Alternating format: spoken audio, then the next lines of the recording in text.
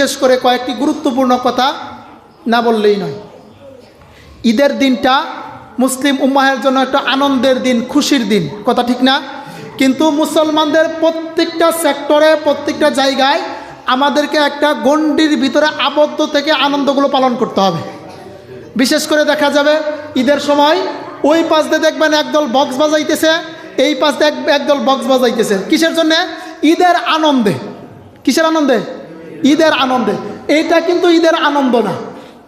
ঈদের আনন্দ আপনি তখনই উপভোগ করবেন মুসলমান হিসাবে যখন আপনার হালালভাবে, হালাল পন্থায় যে কাজগুলো করবেন সেই কাজগুলো যদি আপনি করতে পারেন, তাহলে আপনার ঈদের আনন্দটা পরিপূর্ণ হবে।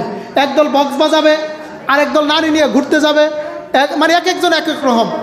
মোট কথা হলো, হারাম পন্থায় ঈদের আগে যেরকম যেই জিনিসগুলো হারাম ছিল, ঈদের দিন, ঈদের পরের দিনও সেই জিনিসগুলো হারাম।